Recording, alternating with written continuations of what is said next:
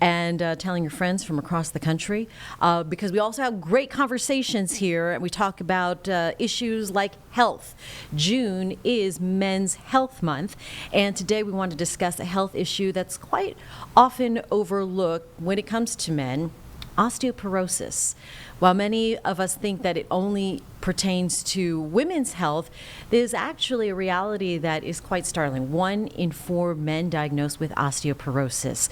So joining us right now here in the Live Impact studio, Joanne Holzinger from Atrium MSKI here in Charlotte, as well as the Bone Health and Osteoporosis Foundation. Joanne, who goes by JC, is here. And JC, thanks for joining us now. We appreciate you coming in, JC. When we hear osteoporosis, like I said, we think of older women. Why is this condition overlooked in men? Well, men in general tend to not go to the doctor quite as often. Mm-hmm. And there's a myth out there that osteoporosis only happens in women. But in reality, like you just mentioned, 1 in every 4 men will suffer an osteoporotic fracture. In fact, more men will break a bone from osteoporosis than will be diagnosed with prostate cancer, which is a pretty shocking statistic. There's over 80,000 men in the U.S. who break their hip every year. And even though less men have osteoporosis, the consequences of, for example, a hip fracture are much more significant. Over 37% of men who break their hip will die within 1 year. Oh my goodness. Which is that's scary. Yeah, quite scary and startling. Why are the risk factors so high for men dealing with osteoporosis then? I think people are not as aware that it happens in men. Our population is aging. Men are living longer now. Mm-hmm. You know, women tend to get osteoporosis younger after menopause. Men really start to develop osteoporosis about 10 years after women. Mm-hmm. So if you're not aware, osteoporosis is a silent disease. You don't feel like your bones are hurting or that they're weak. And most of the time, unfortunately, you don't get diagnosed until you break a bone. Oh, boy. I want to show a picture here of what a normal bone looks like, JC, versus osteoporosis. So stark difference here. Explain what's happening. Well, basically, even though our bones look very strong on the outside, the inside of our bone structure looks more like an English muffin. And normally there's a constant remodeling that goes on inside the bone, but as we age, that remodeling shifts to mainly bone removal instead of building new bone. So as you can see, the architecture starts to break down and those nooks and crannies start to get bigger. So the inside of our bone is much more hollow. Then when we fall, it is much easier to break.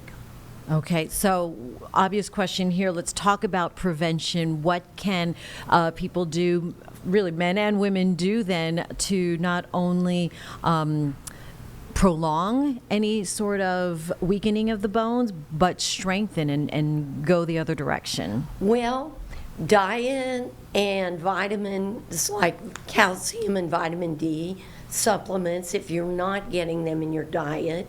The Mediterranean diet is actually the best diet for everything, all health. Yes. You know, cold water fish, dark green leafy veggies, and you'll be surprised, the newest superfood for bone health is prunes. Oh, okay. They did a huge study and found that people who eat about 5 of the dried prunes a day significantly increase their bone density. The bones love it. All right. So we're getting some pros. And, and then, of course, weight-bearing exercise is very important, but also strength and resistance strength training, right. I mean, that goes both men Yes. and women, too. And interestingly, strength and resistance training seems to have a bigger impact with men. It changes their bone quality more than with women. Oh, So that's interesting. a good thing. That's great. JC, let's talk about hormones. And I'm reading that low testosterone is a potential risk factor. Explain the connection there. Well, with women, they lose estrogen after menopause, and men gradually lose testosterone. And testosterone is linked with estrogen in men as well. So as they age and their levels go down, they are also subject to this bone thinning. Wow. Okay. Let's talk about some practical advice then. We talked about eating, diet, strength training. How do we know, or how do men know when to get checked, or if they should get checked? Well, be aware of the risk factors. For example, men who have been treated with hormone blockers or chemo or radiation, certain diseases such as diabetes or rheumatoid arthritis.